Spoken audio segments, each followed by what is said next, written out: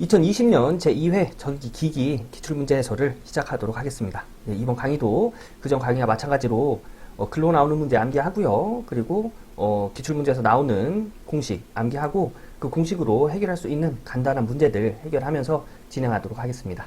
자, 시작하겠습니다. 41번 전격 전압이 120V 60Hz인 변압기의 무브와 입력 80W, 무브와 전류 1.4A이다. 이 변압기의 여자 리액턴스는 약 몇 옴인가? 자, 여자 리액턴스를 물어봤습니다. 리액턴스 X, 여자 리액턴스란 표시 이렇게 해주겠습니다. 여기 보시면 해설에 여기 리액턴스 저항 이렇게 되어 있는데요. 이거 삭제 부탁드립니다. 이거 삭제하시고 리액턴스를 의미하는 X 그리고 여자를 의미하는 요 파이 이렇게 넣어주시기 바라겠습니다. 여기도 X 파이 이렇게 수정 부탁드릴게요. 이 문제에서 여자 리액턴스를 구하는 공식은 리액턴스 전류, 즉 자화 전류를 얘기하거든요. 자화 전류 분의 전압으로 구할 수가 있습니다. 그리고 여기서의 이 자화 전류는 무브와 전류 공식에서 자화 전류를 유도해서 구할 수가 있거든요. 무브와 전류는 루트 철손 전류의 제곱 플러스 자화 전류의 제곱으로 구해지는데 무브와 전류 문제에서 1.4A 줬죠. 그래서 이렇게 계산된 전류가 1.4A다. 이렇게 식을 정리할 수 있습니다.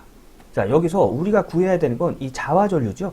그래서 이 자화 전류를 기준으로 해서 식을 정리하면 우선 좌우변에 제곱을 해줍니다. 그러면 이쪽엔 이렇게 루트가 지워지겠죠. 그리고 나서 이 철손 전류의 제곱을 이렇게 넘겨주면 더해진 형태이기 때문에 넘어가면 빼줘야겠죠. 그래서 남는 건 자화 전류의 제곱은 1.4A의 제곱, 즉 무브와 전류의 제곱 마이너스 자화 전류의 제곱이 됩니다. 여기서 이 제곱 없애주려면 양변에 루트를 씌워주면 되겠죠. 그래서 여기다 루트 씌워주면 루트와 제곱 없어지고 여기다가 이렇게 루트를 씌워놓은 이런 식으로 식이 정리가 됩니다. 여기서 무브와 전류, 우리 1.4A라는 거 문제에서 줬죠. 그리고 여기에서의 철손 전류는 어떻게 구할 수 있냐면 이 무브와 입력을 이용해서 구할 수가 있습니다. 이 무브와 입력은 무브와 입력 P라고 할게요. P는 무브와 입력이에요. P는 여기에 전격 전압 곱하기 철손 전류로 구할 수가 있어요. 그래서 이 철손 전류를 기준으로 해서 식을 정리하면 전압분의 이 무브와 입력이 되겠습니다. 그래서 철손 전류는 0.67A가 되는 걸 알 수가 있어요.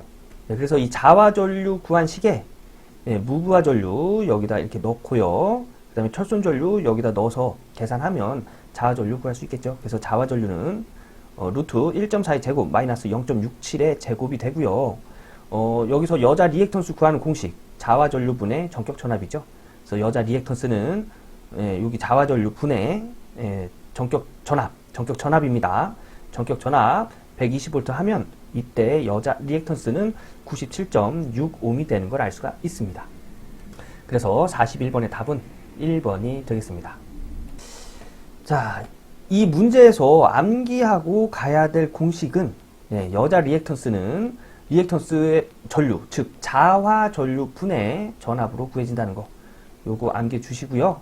그 다음에 무브와 전류는 철손의 제곱 플러스 자화 전류의 제곱의 루트로 구해진다는 거. 요 두 가지 공식 암기하고 다음 문제 넘어가도록 하겠습니다.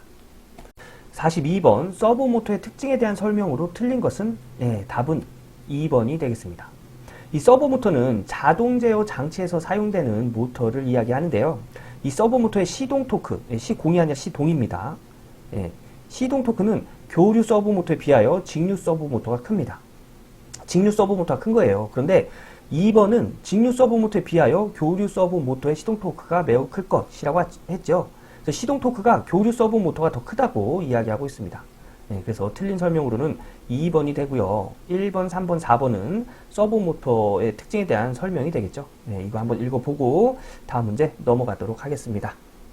43번 삼상 변압기 2차 측에 EW 상만을 반대로 하고 YY 결선을 한 경우 2차 상전압 EU는 70V, EV는 70V, EW는 70V라면 2차 성간전압은 약 몇 V인가? 자, Y 결선을 이렇게 했다는데 이 W상만 반대로 했답니다. 즉 W상이 반대로 이렇게 이렇게 반대로 연결을 했대요. 그때 이 성간전압을 물어보는 거예요. 예, 즉 그림을 이렇게 그려놓고 계산하면 좀 편하게 계산할 수가 있는데요. 우선 V, UV, V, U와 V. 그러니까 여기서부터 여기까지의 전압을 먼저 구하면, 자, 우선 여기 있던 120도 위상차가 있는 걸 반대로 이렇게 했기 때문에 여기는 60도가 되고요. 그죠? 그리고 여기는 90도, 여기는 자연스럽게 30도라는 걸 알 수가 있습니다.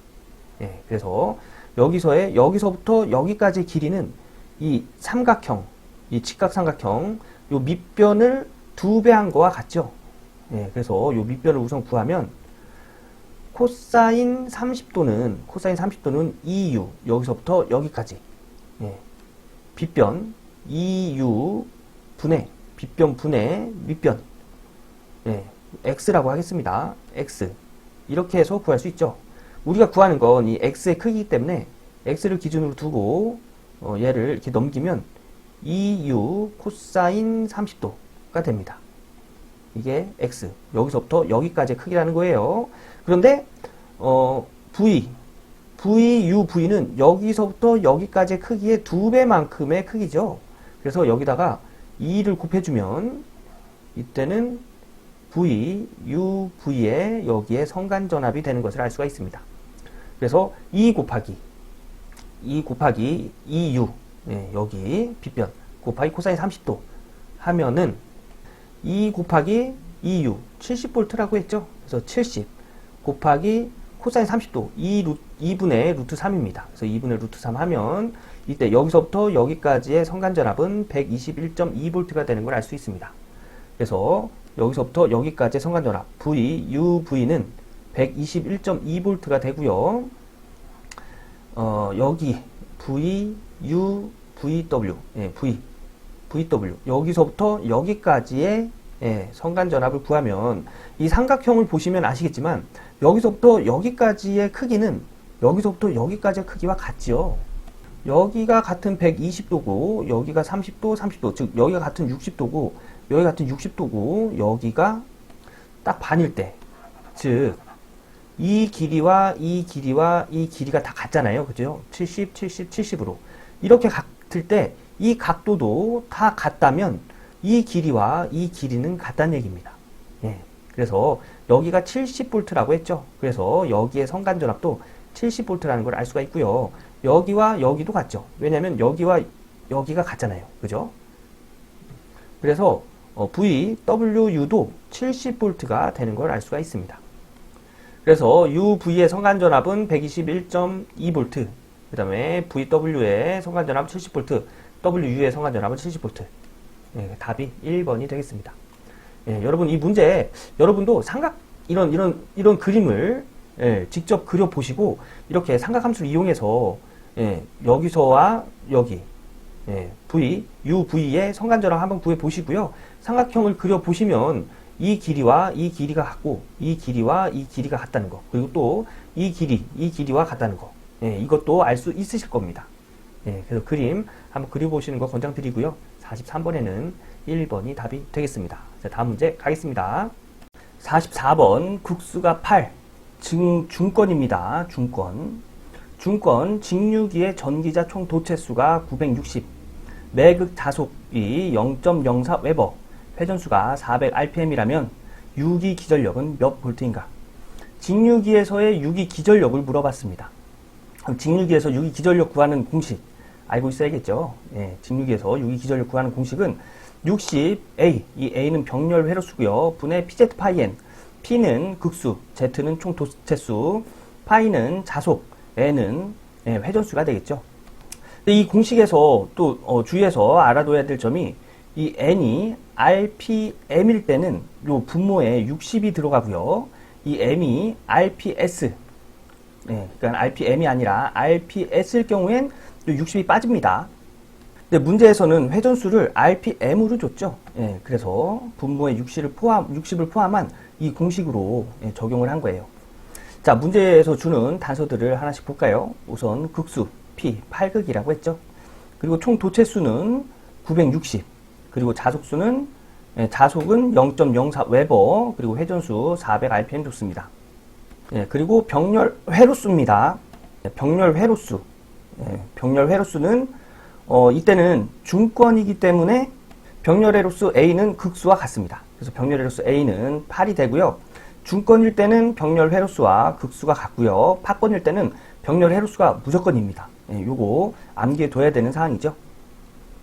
그래서 이 내용들을 이 공식에다 적용시키면 유기기전력 E는 극수 8 곱하기 총 도체수 960 곱하기 자속 0.04 곱하기 회전수 400rpm 나누기 60 곱하기 병렬 회로수 8 하면 이때의 유기기전력은 256V가 되는 걸 알 수가 있습니다. 그래서 답은 1번이 되겠습니다. 이 문제 굉장히 기본적인 문제죠. 간단한 계산 문제란 얘기입니다. 유기기전력 구하는 공식, 이 공식만 알고 있으면 누구나 문제에서 주는 단서를 이용해서 답을 찾을 수 있는 그런 문제입니다.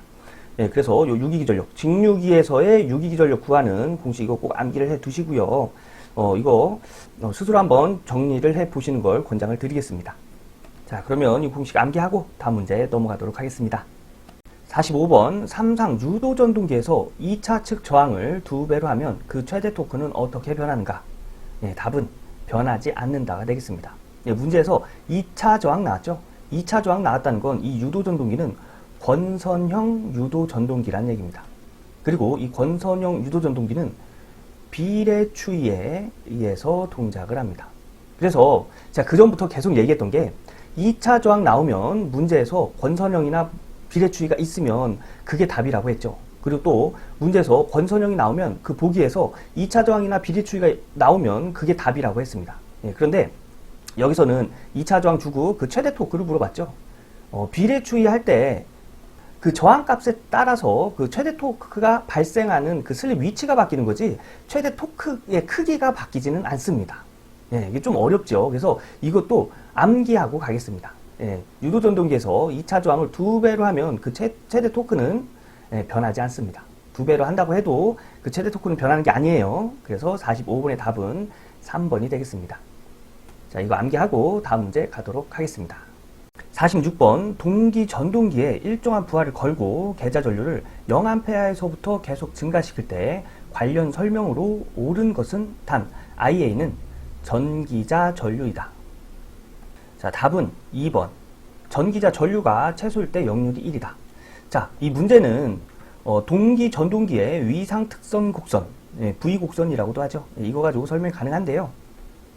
이 계좌 전류와 전기자 전류의 관계를 나타내는 게 위상 특성 곡선입니다. 근데 이 위상 특성 곡선을 잘 보면 요 코사인이 1인 지점, 코사인 세타가 1인 지점, 즉 역률이 1인 지점에 요 전기자 전류의 값이 제일 작죠. 그래서 2번이 답이 되고요.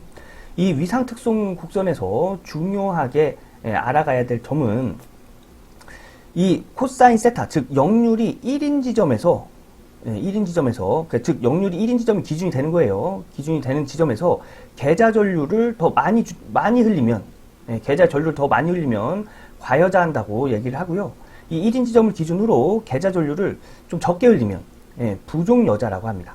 과여자일 때는 진상 전류가 흐르고요. 즉 빠른 전류, 앞선 전류가 흐릅니다. 그리고 지상일 때는 늦은 전류, 부종여자일 때는 지상 전류가 흘러요. 늦은 전류, 뒤진 전류라고 하죠. 이 내용 꼭 알아두시고요. 문제에서 물어보는 계좌 전류를 0A에서부터 계속 증가시킬 때, 요 0A에서 계속 증가시킬 때, 이 그래프를 보고 이 그래프와 문제에서의 보기와 한번 비교를 해볼까요? 1번, 전기자 전류는 증가하다가 감소한다. 자, 여기서부터 쭉 보면 전기자 전류는 감소하다가 증가하죠. 그래서 1번 틀린 설명이고요. 2번은 전기자 전류가 최소일 때 역률이 1이다. 전기자 전류가 최소일 때 역률이 1이다. 좀 전에 설명드렸죠. 맞는 설명입니다. 그리고 전기자 전류가 감소 상태일 때는 앞선 역률이다. 자, 전기자 전류가 감소 상태일 때, 부종여자 됐을 때죠. 이때는 지상 전류, 늦은 전류, 뒤진 전류가 흐른다고 했죠. 이때 역률도 뒤진 역률이 됩니다. 그래서 요 3번도 틀린 설명이고요. IA가 즉 전기자 전류가 증가 상태일 때 뒤진 역률이다. 증가 상태일 때는 과여자 됐을 때죠. 과여자 됐을 때는 진상 전류, 앞선 전류, 그리고 역률 또한 앞선 역률이 됩니다. 그래서 4번도 틀린 설명이 되겠습니다. 그래서 46번의 답은 2번이고요. 예, 이 위상특성 곡선에 대한 내용, 이거 중요한 내용이니까 꼭 암기를 해 두셔야 됩니다. 예, 요거 암기해 두시고 다음 문제 가도록 하겠습니다. 자, 47번 3kV 암페아 3000대 200V의 변압기의 단락시험에서 임피던스 전압이 120V, 동선이 150W라 하면 퍼센트 저항 강화는 몇 퍼센트인가? 자, 문제에서 퍼센트 저항 강화 물어봤죠. 예, 퍼센트 저항 강화는 변압기 용량분의 동선, 즉 부하손으로 구할 수가 있습니다. 예, 곱하기 100을 해야 퍼센트가 되겠죠. 예, 그래서 이 공식 요것도 꼭 암기를 해 주시고요. 문제에서 변압기 용량 3kVA 줬죠. 그래서 3kVA는 기본 단위 볼트암페어로 바꾸면 3000V가 되고요. 이때의 부하손, 동손이죠. 예, 동손 문제에서 150W 줬습니다. 그래서 변압기 용량 여기다 넣고요. 동손 여기다 이렇게 두면 3000분의 150 곱하기 100 해서 이때의 퍼센트 저항 강화는 5%가 되는 걸 알 수 있습니다. 그래서 3번이 답이 되겠습니다. 이 문제에서 중요한 건 퍼센트 저항 강화 구할 때는 변압기 용량 분의 부하손, 동손이 되겠죠. 요거 곱하기 100 해서 구해진다는 거 꼭 암기해 두시고요. 부하손에는 동손이 있고 무부하손에는 뭐가 있죠? 철손이 있죠. 그래서 무부하손은 철손이라는 거, 그리고 부하손은 동손이라는 거, 요것도 같이 암기하고 다음 문제 넘어가도록 하겠습니다. 47번의 답은 3번입니다. 48번 전격 출력이 50kW, 4극 220V, 60Hz인 삼상 유도 전동기가 전부하 슬립 0.04 효율이 90%로 운전되고 있을 때 다음 중 틀린 것은? 자, 그러면 보기 1번부터 하나씩 볼까요? 자, 2차 효율을 물어봤습니다. 2차 효율은 1 마이너스 슬립 곱하기 100, 퍼센트로 나타낼 때는 곱하기 100 이렇게 나타낼 수 있습니다. 자, 1 마이너스 슬립 0.04 줬죠? 그래서 하면 0.96, 즉 96% 곱하기 100 하면 96%가 되는 걸 알 수 있죠. 그런데 1번에는 2차 효율이 92%라고 했습니다. 그래서 1번이 틀린 답이 되겠네요. 자, 1차 입력 보시면 1차 입력은 효율 분의 2차 출력으로 나타낼 수 있어요. 즉 전격 출력을 얘기하는 거겠죠. 그래서 효율, 문제에서 90% 줬죠. 시계 대입할 땐 0.9로 대입해서 0.9분의 2차 출력 50 하면은 55.56kW라는 걸 알 수가 있습니다. 1차 입력 56kW 맞죠? 그리고 회전자의 동손, 회전자의 동손은 슬립의 1- 슬립 분의 2차 출력을 곱해줘서 2차 동손을 알 수가 있습니다. 자, 그래서 슬립 0.04 곱하기 1- 슬립 0.04 분의 2차 출력 50kW 해서 계산하면 2.08kW라는 걸 알 수가 있습니다. 그래서 회전자 동손 2.08kW, 이것도 맞는 답이죠. 회전자의 입력, 입력은 1- 슬립 분의 2차 출력으로 나타내어질 수 있습니다. 그래서 1- 슬립 0.04 분의 출력 50kW 하면 회전자 입력은 52.08kW라는 걸 알 수가 있습니다. 그래서 답은 회전자 입력 52.08kW 맞죠? 그래서 답은 틀린 답은 1번이 되겠습니다. 자, 이 문제는 한 문제에서 4가지 공식을 알 수 있는 그런 문제죠. 2차 효율은 1- 슬립으로 구해주고 1차 입력은 효율분의 2차 출력, 즉 전격 출력을 의미하고요. 2차 동선은 슬립 곱하기 1- 슬립 분의 2차 출력, 즉 전격 출력을 얘기하는 겁니다. 그리고 회전자 입력도 1- 슬립 분의 2차 출력으로 나타낸다는 거, 요거 암기하고 다음 문제 넘어가도록 하겠습니다. 48번의 답은 1번입니다. 49번 단상, 요 상으로 수정 부탁드리겠습니다. 단상 유도 전동기를 이 전동기설로 설명하는 경우 정방향 회전작의 슬립이 0.2이면 역방향 회전작의 슬립은 얼마인가? 역방향의 회전작의 슬립을 물어봤습니다. 자, 역방향의 슬립을 구하는 공식은 1 플러스 동기 속도 분의 회전자 속도로 구할 수 있습니다. 그리고 정방향의 슬립은 1 마이너스 동기 속도분의 회전자 속도, 요 S 삭제해야겠죠? 요 삭제 부탁드리겠습니다. 동기 속도분의 회전자 속도예요. 이렇게 정방향의 슬립을 구할 수 있는데 이 공식이 어떻게 이렇게 나왔냐면 우리 회전자 속도 구하는 공식 1 마이너스 슬립 곱하기 동기 속도, 이 공식 중요한 공식이에요. 암기하고 계셔야 됩니다. 이런 식으로 회전자 속도를 구하죠. 그래서 슬립 S를 기준으로 해서 식을 정리하면 이때 회전자 속도 N은 NS, 이렇게 곱해서 NS, 즉 동기속도 마이너스 슬립 곱하기 동기속도가 됩니다. 자, 여기서 요 마이너스 N 마이너스 슬립 곱하기 동기속도, 얘를 이쪽으로 보내고요. 요 회전자 속도를 이쪽으로 보내면 슬립 곱하기 동기속도는 동기속도 마이너스 회전자 속도가 됩니다.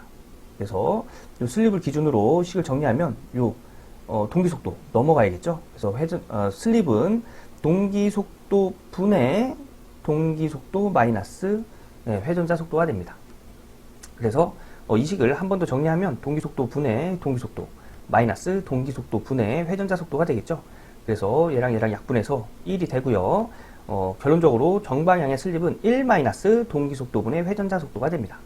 문제에서 정방향 회전자의 슬립이 0.2라고 했죠. 그래서 이때 이 공식에서 즉 정방향 슬립은 0.2가 된다는 얘기입니다.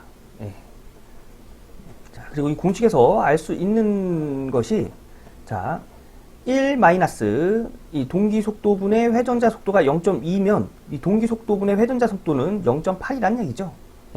그래서 동기속도분의 회전자 속도가 0.8이라는 걸 알 수가 있는 거예요. 그래서 여기 역방향 슬립 이 공식에 이 동기속도분의 회전자 속도 부분에 0.8을 적용시키면 1 플러스 0.8, 그래서 이때의 역방향 슬립은 1.8이 되는 걸 알 수가 있습니다. 그래서 49번의 답은 3번이 되겠습니다. 자, 이 문제에서 암기하고 가야 될 공식. 역방향 슬립은 1 플러스 동기속도분의 회전자 속도, 그 정방향 슬립은 1 마이너스 동기속도분의 회전자 속도라는 거, 요거 정방향 슬립 요거 하나만 암기해 두면 역방향 슬립은 요 부호가 반대다, 이렇게 암기하시면 암기하시기 좀 편하시겠죠. 그리고 이 정방향 슬립을 유도한 식은 회전자 속도는 1 마이너스 슬립 곱하기 동기속도라는 거, 요거까지 암기해 두시기 바라겠습니다. 요것도 중요한 공식이에요. 자, 그래서 49번의 답은 3번이고요. 요거 공식 암기하고 다음 문제 가도록 하겠습니다. 50번, 직류 가동복권 발전기를 전동기로 사용하면 어느 전동기가 되겠는가? 암기하고 가는 문제죠. 직류 가동복권 발전기를 전동기로 사용하면 직류 차동복권 전동기가 된다. 요거 암기하고 다음 문제 넘어가도록 하겠습니다. 50번의 답은 4번입니다. 자, 다음 문제. 자, 51번. 동기 발전기를 병렬 운전하는데 필요하지 않는 조건은 동기 발전기. 발전기의 병렬 운전 조건. 뭐죠? 기전력의 크기, 위상, 주파수, 파형이 같을 것. 이거는 지금쯤이면 암기하고 계셔야 되는 내용입니다. 요거 실기에서도 나오는 내용이니까 여러분 요거는 꼭 암기를 해 주시길 바라겠습니다. 자, 보면은 기전력의 크기, 주파수 여기 있죠. 크기, 주파수, 파형 있습니다. 근데 용량은 없지요.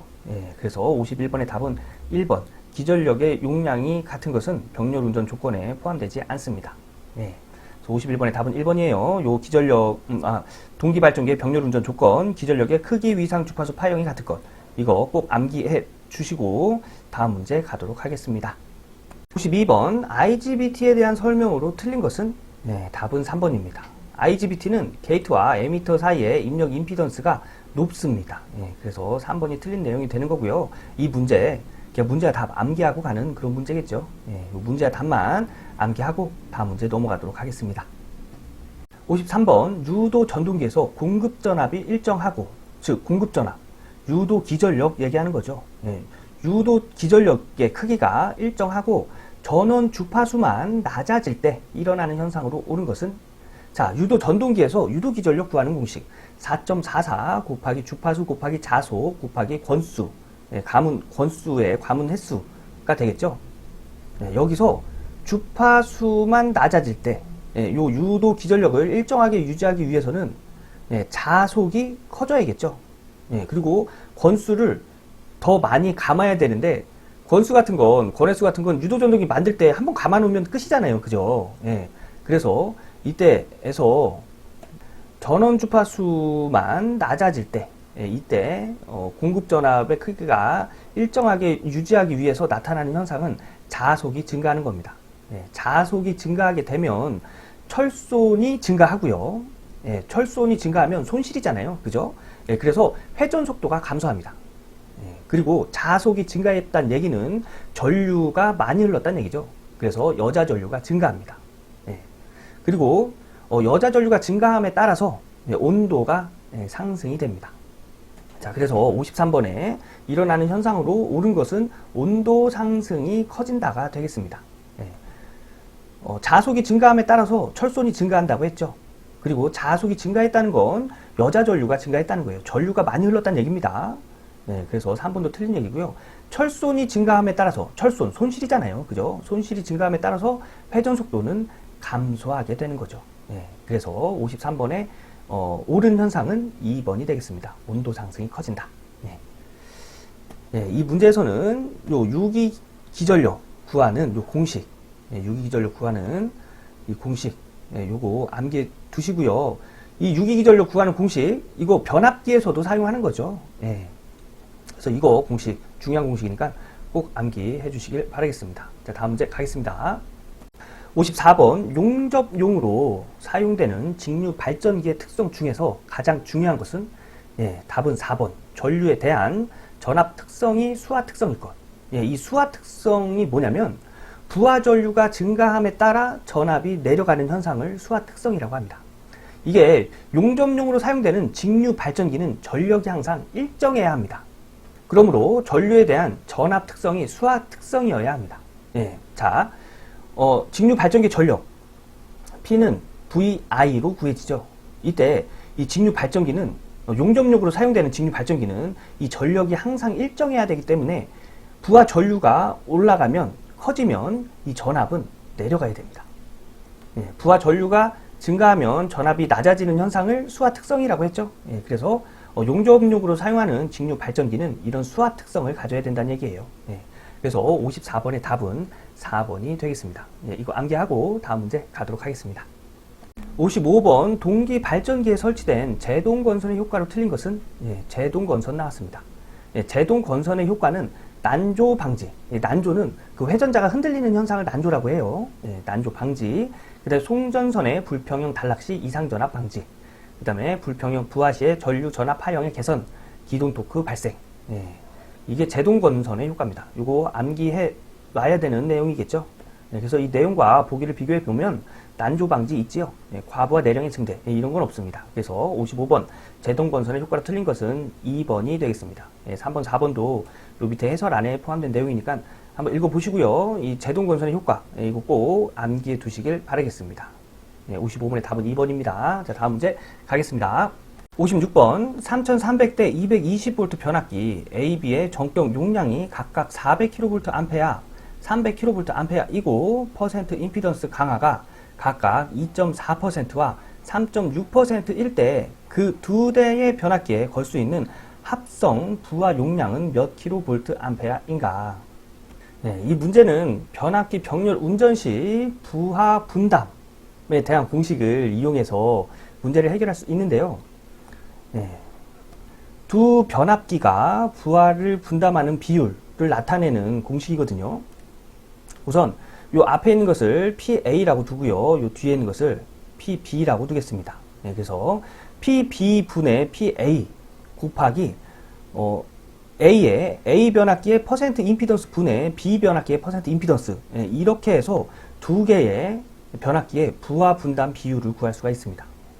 자, B 변압기의 용량 300분의 A 변압기의 용량 400 곱하기 퍼센트 임피던스 여기가 A 변압기의 퍼센트 임피던스가 되겠죠. 그래서 2.4 요거 24가 아니라 2.4로 이렇게 수정 부탁드리겠습니다. 그래서 2.4분의 B 변압기의 임피던스 3.6 하면 이 부하 분담 비율은 2가 나옵니다.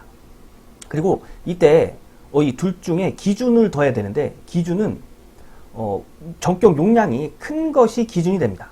그래서 PA는 400이라고 이렇게 설정을 해 두는 거예요.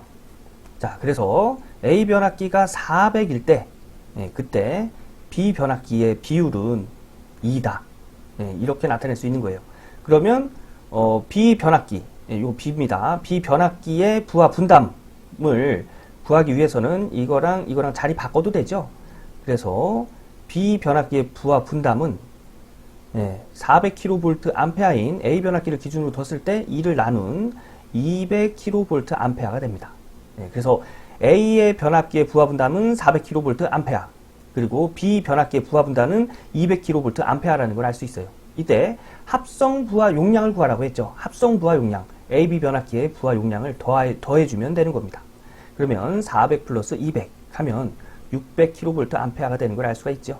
그래서 답은 2번이 되겠습니다. 자, 이 문제에서 암기하고 가야 될 공식은 이 공식이 되겠죠.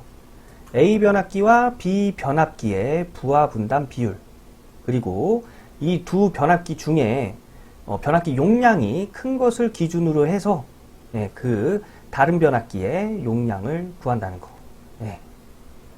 부하 분담 비율이에요. 이 내용 가끔가다 나오니까 이 내용도 암기해 두시고 다음 문제 넘어가도록 하겠습니다. 자, 57번 동작 모두가 그림과 같이 나타나는 혼합 브릿지는 답은 1번입니다. 이거 암기하고 가는 문제입니다. 그래프 이렇게 나오면 회로는 1번 그래프라는 거 이거 암기하고 다음 문제 가도록 하겠습니다.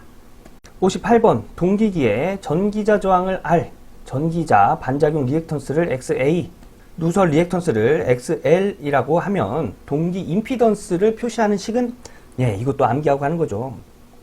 임피던스는 저항 플러스 J 리액턴스로 이렇게 나타내죠. 그리고 이 임피던스의 크기를 구할 때는 루트 저항의 제곱 플러스 리액턴스의 제곱으로 구해집니다. 그런데 여기 동기기에서의 이 리액턴스를 구하는 공식은 전기자 반작용 리액턴스와 누설 리액턴스를 더하면 이 리액턴스가 된다는 거. 그래서 리액턴스를 전기자 반작용과 누설 리액턴스로 나눌 때의 임피던스를 표시하는 식은 R의 제곱, 즉 여기 있네요. R의 제곱 플러스 전기자 반작용 플러스 누설 리액턴스의 제곱에 루트를 씌워서 이때 동기 임피던스를 구해준다는 거. 요거 답이 4번이 되겠죠. 이 문제 역시 암기하고 가는 그런 문제가 되겠습니다. 동기 임피던스를 표시하는 식은 저항의 제곱 플러스 가로하고 전기자 반작용과 누설 리액턴스를 더한 값에 제곱에 루트를 씌워서 표시한다는 거. 요거 암기하고 다음 문제 넘어가도록 하겠습니다. 9번 단상 유도 전동기에 대한 설명으로 틀린 것은 답은 4번이 되겠습니다. 반발 유도형의 설명인데요. 기동 시 농형 건선과 반발 전동기의 회전자 건선을 함께 이용하나 운전 중에는 농형 건선만 이용한다. 이렇게 되어 있죠. 운전 중에서도 농형 건선과 회전자 건선을 함께 이용합니다. 그게 반발 유도형이에요. 그래서 답은 틀린 설명은 4번이 되겠습니다. 1, 2, 3번은 반발 기동형, 분산 기동형, 커패시터 기동형을 설명하는 내용이겠죠. 이거 한번 읽어보시고 다음 문제 넘어가도록 하겠습니다. 60번 직류 전동기의 속도 제어법이 아닌 것은? 자, 직류 전동기의 속도 제어법은 계자 제어법, 저항 제어법, 전압 제어법이 있습니다. 그래서 속도 제어법에 속하지 않는 건 2번 전력 제어법이 되겠죠. 요 직류 전동기의 속도 제어법 요 세 가지 꼭 암기해 두셔야 됩니다. 이 내용은 삭제 부탁드립니다. 그래서 60번의 답은 전력 제어법이 되겠습니다. 이렇게 해서 2020년도 제2회 전기기기 기출문제 해설을 마쳤습니다. 여러분 어떠세요? 쉽지 않죠? 그런데 요 글로 나오는 문제들 이런 거 좀 암기하시고 간단한 계산 문제 관련된 공식 이거 암기하셔서 간단한 계산 문제만 몇 문제 이렇게 풀어주고 요 글로 나오는 문제 이렇게 맞춰주시면 전기 기기에서도 한 12개에서 14개 사이는 충분히 맞힐 수 있습니다. 그래서 여러분 요 우선 기출문제 위주로 전기 기기도 기출문제 위주로 쭉 공부해 보시는 걸 권장드리고요. 이렇게 제가 이렇게 해설해 드린 내용 영상 끝났다고 책 덮고 그냥 공부 끝내지 마시고요. 41번부터 60번까지 다시 한번 쭉 정리해 보시는 걸 권장드리겠습니다. 이번 강의 여기서 마치고요. 저는 다음 기출문제 해설 강의에서 또 인사드리도록 하겠습니다. 여러분 고생 많으셨습니다.